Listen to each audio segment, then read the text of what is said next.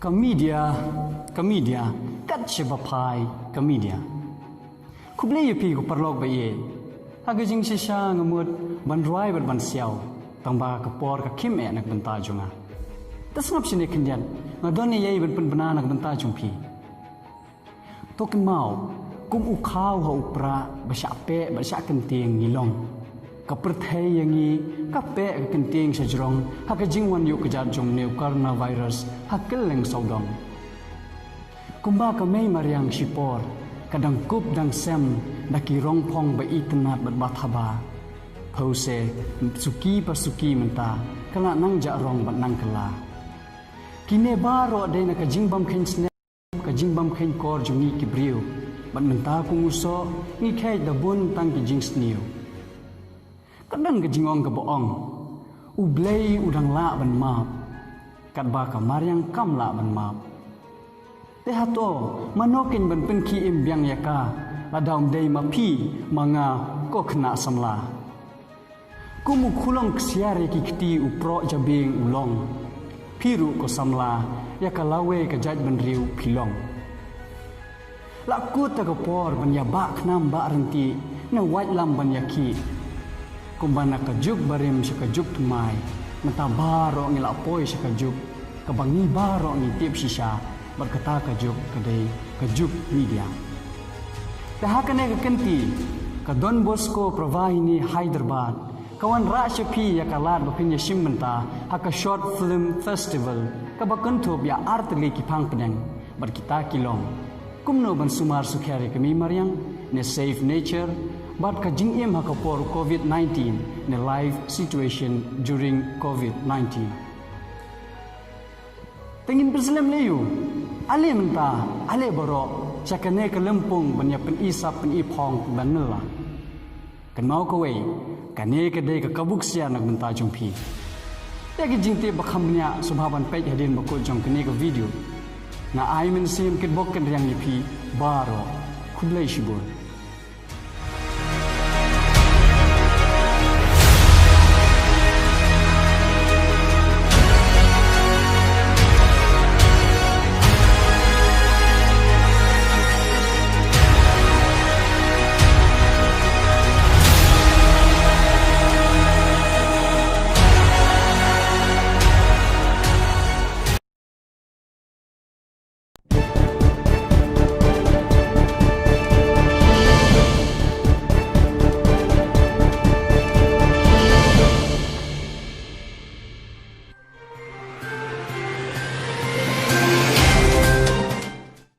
Good evening, viewers.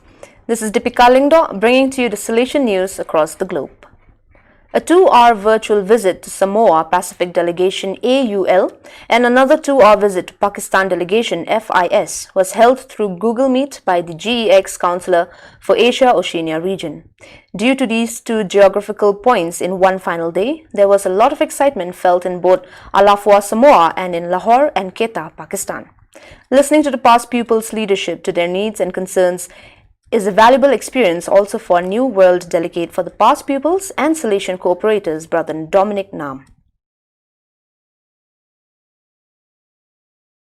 After the first exploratory visit last October 2019 to the three dioceses of Flores Island, Ruteng, Momare and Ende, this time 13 to 17 September, the St. Louis Versiglia INA Vice Province Superior, Father Andrew Wong, accompanied by Brother Bernardius May, paid a visit to Ruteng Diocese, emerging as a possible new presence of the Salesian of Indonesia in this most Christian island, located in the eastern part of Indonesia, East Nusa Tenggara.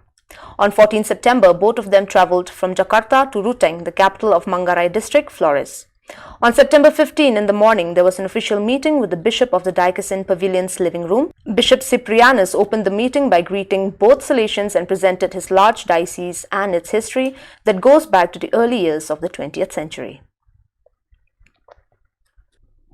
Without realizing it, they welcomed angels, a message that echoes the attention from all the laity families and friends who took part in the celebration of the Salesian Mission Day here in Suva, Fiji. The celebration began with the Eucharist celebrated by Father Pasilio Tevaga, rector, with all the participants from different areas such as Makoi, Moanikoso and Nakasi. The Eucharist was then followed by praising led by brothers and laity with all the catechetic students. The focus of the occasion was mainly on how the Salesian missionaries consecrated their lives for the poor and the marginalized in the mission of Don Bosco in Africa.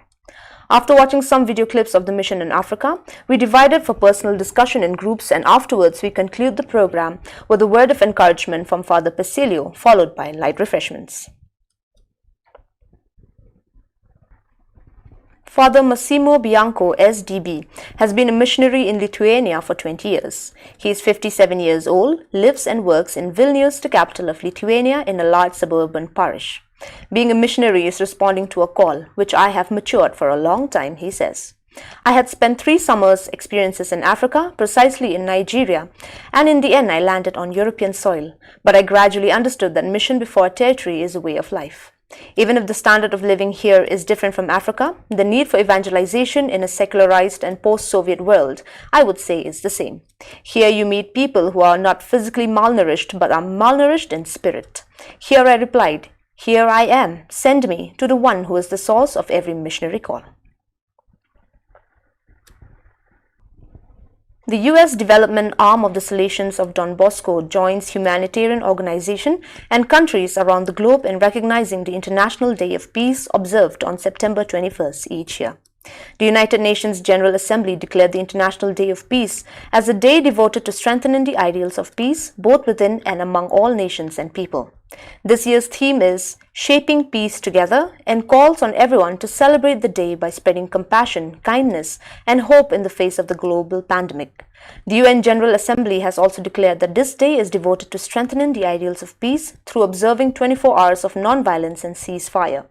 The UN had noted that in March, UN Secretary General Antonio Guterres called on all warring parties to lay down their weapons and focus on the battle against this unprecedented global pandemic. While the message is intended for armed parties, solidarity and cooperation across borders, sectors and generations are also needed to win this new fight against the worst public health crisis of our time.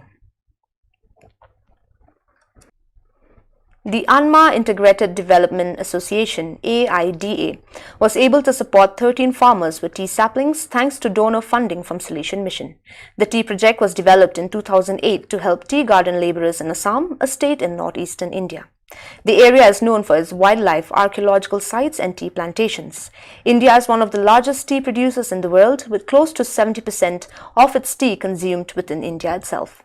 The Indian tea industry has grown to own many global tea brands and has evolved into one of the most technologically equipped tea industries in the world. The districts of Golaghat, Sibsagar, Dibrugarh, Tinsukia in Assam have a large number of tea estates. The tea estates are tended to by laborers who, despite working long hours, often do not earn wages to meet their basic needs or escape poverty. Many tea laborers also own parcels of land, but for various reasons leave the land uncultivated while they leave home to work at larger tea estates. In times of financial crisis, they are often forced to mortgage their land for small loans, and when they are unable to repay the loan, the land is forfeited. Salesian missionaries in India, aware of this difficult situation, are working to provide opportunities for tea laborers to break the cycle of poverty. Salesian missionaries with the Salesian Planning and Development Office in Johannesburg, South Africa, were able to provide food support to Salesian sites in Eswatini, Swaziland, Lesotho, and South Africa thanks to funding from Salesian missions. The project is part of COVID-19 relief efforts in these countries. All Salesian sites that have received the donation have distributed the first food packages to youth and families in need and are now preparing for the second distribution in the coming weeks. The feedback Salesians are receiving from people receiving the donation is very positive. Further funding from Don Bosco Mondo in Germany will also allow Salesian missionaries to continue with this project for the most vulnerable for an extended period of time. This funding has also provided the opportunity to begin production of masks, which will be added to some of the food packages. A Salesian mission donor provided funding for 2 siblings to continue their education in Thailand. The funding was provided to the Salesian-run Hua Vin Vittayalai School, located in the town of Hua Hin, and it will enable Poppy, who is 14, to continue with secondary school, while her young brother Carlin, age 11, will continue primary school. The funding will also cover the cost of tuition and after-school extra classes. The children's father is paralyzed and is unable to work. the mother has been working to care for the family but barely earns enough to cover food, rent, electricity and other basic necessities. The family did not have extra money to pay for school tuition, so the donor's support was critical in ensuring Poppy and Carlin gain an education. We want to ensure the youth are able to finish until grade 12, so we are grateful for the Salesian Mission donor support, said Father Dhiparat Pitisant. We provide them with a free lunch and support so they can attend extra classes and extracurricular activities so they have time to connect with their peers. The students are also helping to support their family. During their free time, they help to make keychains which the family sells in town at the night market. Don Bosco Nerul undertook intense food relief during the past few months and followed it up with reaching out to those most in need as the lockdown eases. Yet, for the marginalized population supported, not all were fortunate enough to earn a stable income. Some are in need of jobs. Various services like security, delivery, housekeeping, courier, etc. were studied, but not many openings were available. An intensive research on providing entrepreneurial assistance through various activities was suggested. Learn to earn from vending, making food produce, and the like. However, these activities need some skill, know-how and business acumen. Coordination Assumption George sent the many mothers of the underprivileged to procure jobs at D-Mart and some other large stores, but they were asked for at least a SSC certificate. This was the idea spark that enabled the enrolling of the young mothers in the National Indian Open Schooling Program, NIOS, that offers direct attempts to clear class 10 and 12 after registering for a year. Self-study or tuition classes at a study center would guarantee the progress. Father Blaise Fernandez, SDB Project Director NIOS, contacted a private agency, Kashvi, that enrolls and teaches underprivileged women who would like to pass the NIOS exams. 17 women aged 35 to 45 were enthusiastic to enroll, out of which 12 were selected. 5 did not pass the entrance test of a certain level of reading and writing Hindi. These are now being taught to read and write and will be enrolled as and when ready. DEEP Don Bosco Dakwar, under the guidance of Director Father Praveen Makwana, organized a one-day orientation for Viraj SHG of Shimlaj village of Umret Taluka. The SHG started about 7 years ago with 15 women and monthly savings of Rs 50 each was dissolved. After 5 years of its functioning with the savings and interest distributed to its members. During its 5 years functioning, this was one of the few SHGs regular in monthly savings and bank depositing, but however was wary of giving loans since it involved a risk. On Friday 18 September, a one-day orientation and input session was organized by DEEP Don Bosco with Father Mayank Parmar as resource animator. Father Parmar, Director of Drishti Don Bosco Kapatvanj, explained the purpose of an SHG and its functions. He also enlightened the members of the risks involved and the various possibilities of taking loans. He said, the SHG is meant to assist you in solving your financial problems. Make use of the bank balance to start a business, animal husbandry, farming, insure against accidents, pay the children's school expenses. At the end, the orientation of the SHG members sanctioned Rs 25,000 to a member to buy a cow and Rs 10,000 to another member for agriculture. Deep Don Bosco field animator Ashwin Vankar thanked everyone. On 18 September 2020, Sneha Pawar of Muskurahat Foundation conducted a training program for the teachers at Shelter Don Bosco. The focus was on providing a holistic education and techniques for teachers to build an effective classroom environment, which would consist of letting the boys feel safe and thereby aid themselves in expressing themselves freely. The session consisted of topics based on the importance of classroom rules, importance of role models, importance of facilitation and qualities of a facilitator.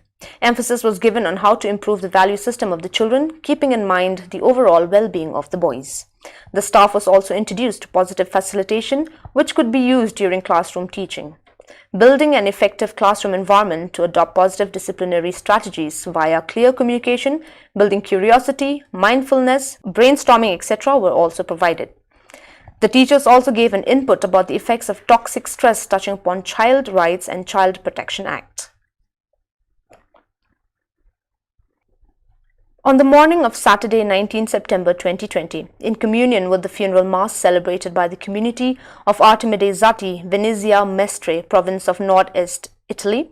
The provincial community and a number of confreres from the nearby communities celebrated the Holy Mass for the eternal rest of Brother Lodovico Di Marchi, missionary in Vietnam from 1876 to 1959. The provincial presided at the Mass and shared his reflection on the life of this great missionary.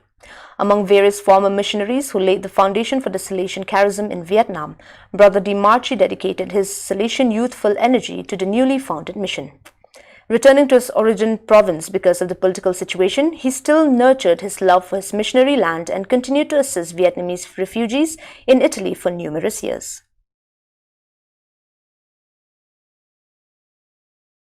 The town has a century-old history, a source of important historical essays, all linked to the strategic position of the town, Sentinel of Casale, a perennial seat of the military garrisons. On the Sasso that dominates the town in the 12th century castle, and the parish of San Mantino emerges on the opposite hill. In Rosignano, Don Bosco found fertile ground, thanks also to the impulse of the parish priest, Monsieur Giovanni Bonelli, his fraternal friend. Vocations flourished copiously. Famous was the sentinel of the oratory, Brother Marcello Rossi, who for decades was the faithful guardian of the first house founded by the saint in Valdoco.